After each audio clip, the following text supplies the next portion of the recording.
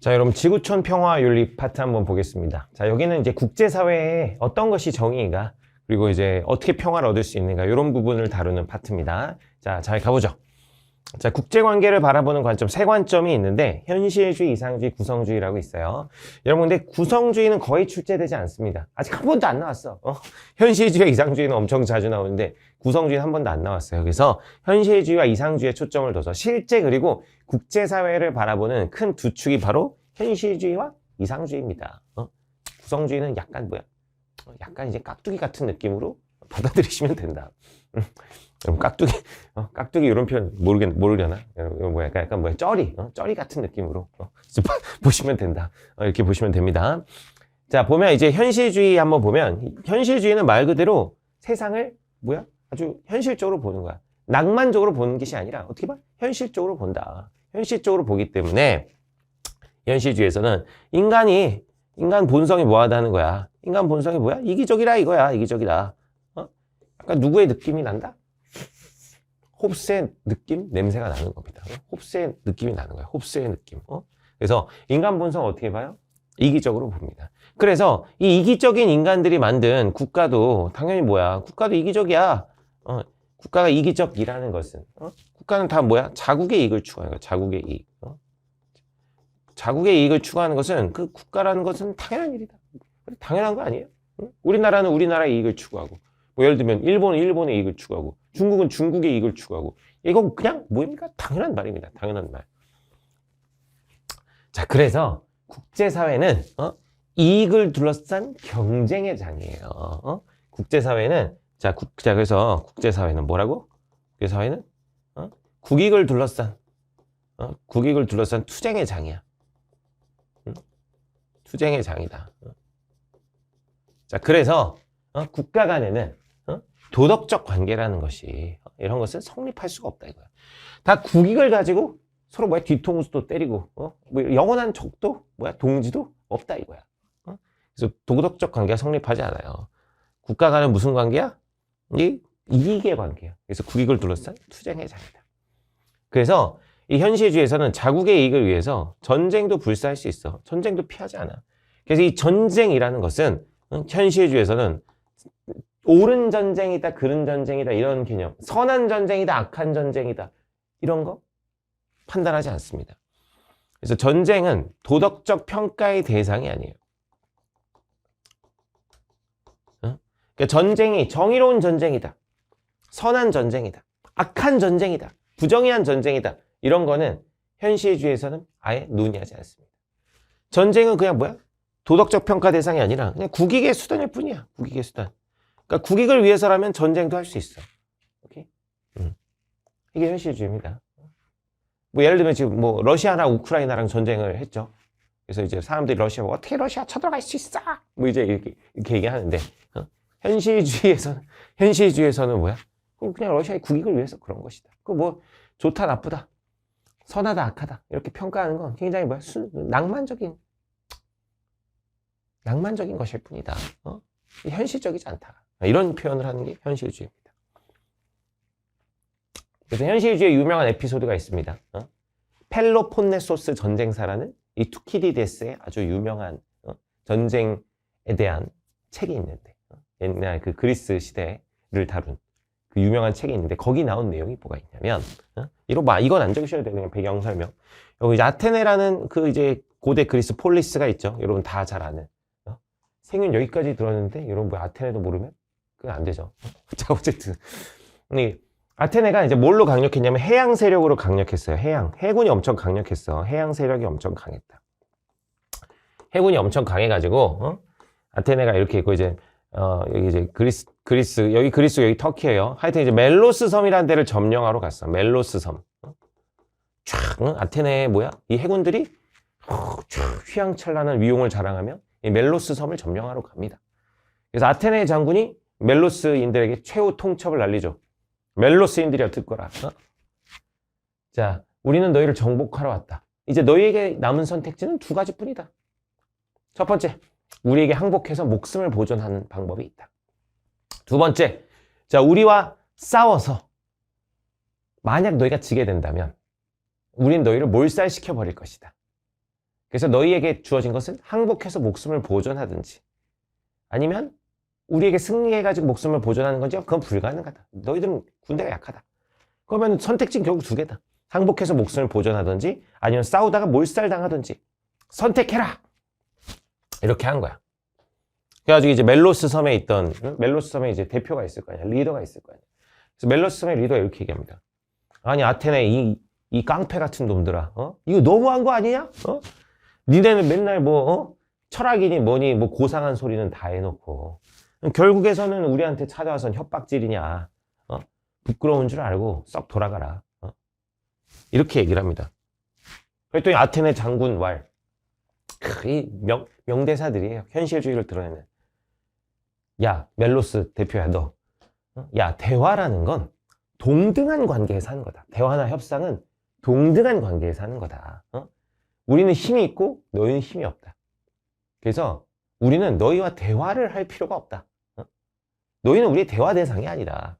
너희는 그냥 우리가 주어진 선택지 중에서 그냥 선택을 할 뿐이지 우리와 동등하게 대화를 할 수 있는 그런 상태가 아니다. 너희는. 이렇게 얘기를 합니다. 그랬더니 이제 이 멜로스 섬의 대표가 이제 부들부들 떨겠죠. 부들부들. 그러면서 막 저주를 퍼부어요. 우리들의 신이 너희를 가만두지 않을 것이다. 우리 멜로스인들의 신들이 너희를 벌할 것이다. 그러니까 이제 아테네 장군이 또 뭐라 그래? 아테네 장군 한마디를 안 집니다. 야, 니네 신보다 우리 신이 더 급이 높을 거야. 야, 우리 신은 뭐야? 전쟁의 여신. 정의의 전쟁의 여신이 아테네다. 우리도 신이 있다. 뭐 이러면서 이제 막 둘이 논쟁을 해요. 그러면서 이제 결국에는 이제 멜로스인들은 어떻게 됐을까, 여러분? 이제 뭐 이런 시덥지 않은 논쟁을 하고 난 후에 멜로스인은 결국 항전을 선택합니다. 좋아, 한판 붙자. 그래가지고 어떻게 돼? 결국 아테네인들이 다 쓸어버려요. 그래서 멜로스는 멸망을 하게 됩니다. 몰살을 당하게 되죠. 여자나 노예는 여성이나 어린이는 이제 뭐 노예로 이제 끌려가게 되고. 이게 현실주의예요, 여러분. 그러니까 힘이 없으면 뭐야? 대화조차 할 수 없다. 그래서 이 국제사회인 힘이 중요하다 이거예요. 뭐 우리나라 역사를 봐도 늘 그렇잖아. 뭐 이제 광해군이 중립 외교를 하다가 이제 강해군이 쫓겨나게 되고 친명배금 정책 펼치게 되면서 뭐야? 청나라 쳐들어오게 되고 처음에는 쳐들어올 테면 쳐들어와라 뭐 이러다가 결국 청나라 오니까 뭐예요? 저기 이제 남한산성까지 도망가고 뭐 이렇게 되는 거잖아. 국제사회라는 것이. 자, 그래서 이 현실주의에서 중요한 건 힘이에요. 힘을 가져야 평화를 지킬 수 있다. 힘을 가져야 평화를 지킬 수 있다. 자, 그러면 자, 국제 분쟁을 해결하기 위해서는 뭐가 필요하느냐? 세력 균형이 필요하다. 밸런스 오브 파워라고 그래요. 밸런스 오브. 힘의 균형이라고도 하고 세력 균형이라고도 하는 거예요. 두 세력이 힘이 균등하면 한쪽이 쉽게 승리를 장담할 수가 없게 됩니다. 자, 그래서 쉽게 쳐들어갈 수가 없게 된다 이거야. 둘이 세력이 우리 여러분 옛날에 제가 뭐 중고등학교 다닐 때 그때 이제 뭐 학교에서 제일 싸움 잘하는 애들 짱이라 그랬어요.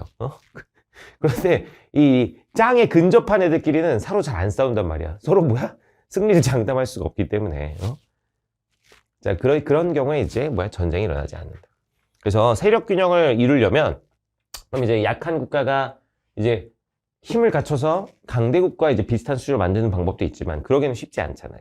그래서 어떻게 해야 되냐면 약소국들은 세력 균형을 이루기 위해서 동맹을 활용을 잘해야 돼. 동맹을 활용을 잘해야 된다. 약소국들은 동맹을 활용을 잘해야 돼. 그래가지고 이걸 잘 활용했던 사람이 누구냐면 옛날에 그 독일의 통일을 이뤄낸 비스마르크라는 아저씨가 있습니다. 독일의 철혈 수상이라고. 우리 독일 통일에 필요한 건 뭐야? 철과 피다. 철혈 수상. 거의 뭐야? 그 피땀 눈물이죠. 하여튼 그게 필요하다고 얘기했던 비스마르크 아저씨가 있습니다. 그래서 약소국들 같은 경우는 바로 강대국들과 세력 균형을 맞출 수 없으니까 약소국들끼리 뭐 이렇게 뭉쳐가지고 이제 세력 균형을 맞춰야 된다 이런 얘기예요. 그래서 이 세력 균형 설명되는 시기가 또 언제?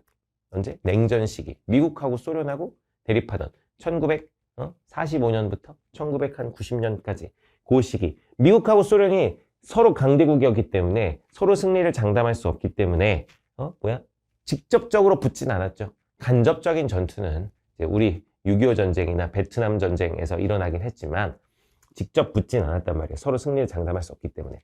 그래서 이렇게 세력 균형이 됐을 때는 평화가 올 수 있다.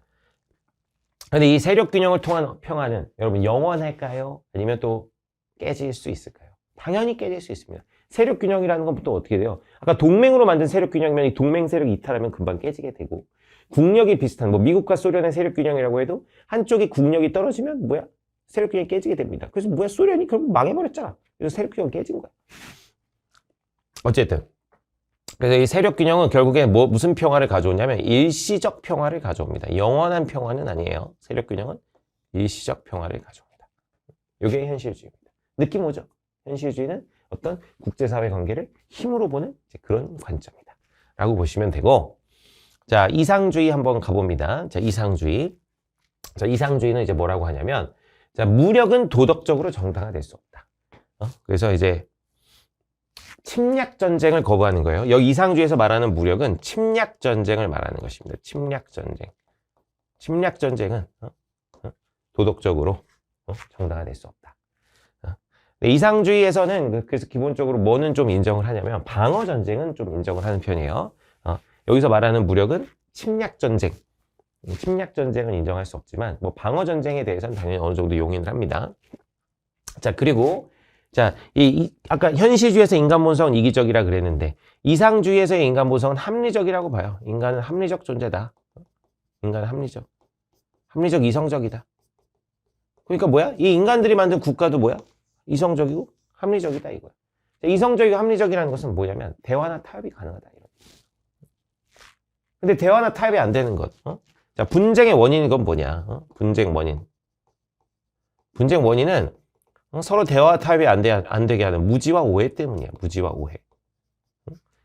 서로에 대한 무지와 오해 때문에 잘 알지 못해서 오해가 생겨서 이런 것들이 분쟁의 원인이 되는 거예요. 그러면은 이 분쟁을 해결하고 대화나 타협을 잘 할 수 있으려면 무지나 오해가 없어야 돼. 자, 무지나 오해를 없애려면 이 국제 분쟁을 해결하기 위해서 자, 국제법이나 국제규범을 통해서 국제사회에 어떤 서로 나름 신뢰할 수 있는 질서를 만들어야 돼. 국제법이나 국제규범을 통한 제도 개선을 해서 서로 신뢰할 수 있는 질서를 만들어야 돼. 신뢰받는 질서를 만들어야 되는 거죠. 신뢰받는 질서. 자, 이렇게 되면 국제 분쟁 같은 것들도 이런 정해진 절차를 통해서 또는 대화나 타협을 통해서 충분히 다 해결할 수 있다는 것을 말하는 겁니다. 여기 뭐다? 여기 이상주의. 그래서 현실주의는 세상을 굉장히 치열하게 보는 거죠. 이 국제사회라는 건 경제가 각축의 장이다. 이렇게 보는 거고, 이상주의는 살짝 낭만적으로 보는 겁니다. 그래서 이 국제법이나 국제규범을 통해서 전쟁이나 이런 것들 해결할 수 있다. 그래서 이상주의에서는 이상주의에서는 국제기구의 역할을 강조해. 국제기구의 역할을 강조하는 거야. 그래서 UN 같은 거 이런 거 반드시 필요한 거야. 이상주의에서는 UN 같은 어떤 국제기구들이 국제 질서를 만들고 국제법을 준수하고 이런 것들이 반드시 필요하다. 근데 여러분 현실주의에서는 어때요? 현실주의에서는 이건 국가만이 유일한 주체야. 현실주의에서는 국가가 유일한 국제사회의 유일한 행위 주체가 됩니다. 유일한 행위 주체. 국가만이. 근데 이상주의에서는 국제기구 같은 것들도 이런 것도 행위 주체가 되는 거예요. 근데 현실주의에서는 국제기구 같은 거는 결국 아무 의미 없다 이거야. 러시아 우크라이나 전쟁 봐라 이거야. 유엔이 아무것도 못하지 않느냐. 강대국인 러시아가 전쟁을 하니까 유엔이 아무것도 못한다. 국제기구는 허울 뿐이지 결국에는 모든 건 다 국가들만이 행위 주체로서 역할한다. 이렇게 보는 건 현실주의. 됐죠? 그래서 현실주의, 이상주의 잘 구분해 두시기 바랍니다. 이 현실주의의 대표적인 사람이 바로 뭐냐면 이 모겐소라는 사람이에요. 모겐소. 여러분 나중에 정치외교학과나 국제관계학 가면 가장 많이 배우는 사람 중에 하나가 이제 모겐소라는 사람인데, 보면은 국가의 의무는 국민과 국익의 보호이기 때문에 국익이 도덕성과 충돌할 경우 국익을 우선해야 된다. 국익이 짱이다. 국제사회를 도덕적 관점으로 바라보지 마라. 그래서 분쟁은 힘을 가지고 세력 균형을 통해서 해결할 수 있다. 현실주의적 입장. 이 현실주의 대표적인 사람이 바로 모겐소입니다. 자, 그래서 현실주의와 이상주의를 구분하는 게 중요해요, 여러분. 구성주의는 약간 뭐라 그랬죠? 아까 약간 쩔이다, 조연이다 라고 보시면 됩니다. 자, 구성주의는 자, 국제관계라는 건 구성하는 거에 따라 달라진다 이거예요. 그래서 국가 간 상호작용을 통해서 구성된다. 상호작용 딱 보자마자 여러분 우리 생윤하는 친구들 사문도 같이 하는 경우 많잖아요. 사문에 상상론 떠올리셔야죠. 상상론. 서로 어떻게 의미 부여하고 어떻게 상호작용하는 거에 따라 가지고 사회적 현상이 나타난다. 이게 상상론이잖아. 똑같은 거예요. 구성주의는 그래서 국가 간에 서로 어떻게 상호작용하고 어떻게 의미 부여를 하는지에 따라서 그 국제관계라는 것이 달라진다. 이런 얘기입니다. 그래서 그 두 국가들끼리 오랫동안 신뢰를 쌓는 상호 과정을 했다면 어떤 좋은 신뢰관계, 평화의 관계가 생길 것이고 계속 어떤 적대적인 상호작용을 했다면 가만두지 않겠다. 뭐 이러면서 이제 계속 우리의 주적은 누구다. 뭐 이러면서 이제 계속 적대적인 상호작용을 했다면 그 둘의 관계는 그런 적대적인 관계가 될 것이다라는 얘기입니다. 그래서 분쟁 해결을 하기 위해서는 국가 간에 긍정적 상호작용을 해야 된다. 이런 얘기죠. 긍정적 상호작용. 이 구성주의 하여튼 중요하진 않아요. 한 번도 출제된 적 없어. 자, 그래도 한번 보면 옆에 자, 그래서 웬트라는 사람이 있습니다. 웬트, 구성주의 대표적인 사람인데 그래서 국가는 자국과 상대의 어떤 관계에 있는지에 따라서 그동안 어떻게 상호작용을 했는지에 따라서 관계가 정해질 거 아니에요. 그래서 국익이 좌우된다. 그래서 분쟁은 긍정적인 상호작용을 통해서 해결할 수 있다는 이런 입장이 되겠습니다. 자, 국제관계를 바라보는 관점 세 가지, 현실주의, 이상주의, 상호주의, 구성주의까지 봤는데 자, 중요한 건 뭐라고요? 현실주의와 이상주의를 비교해 보는 것입니다. 자, 다음으로 넘어가겠습니다.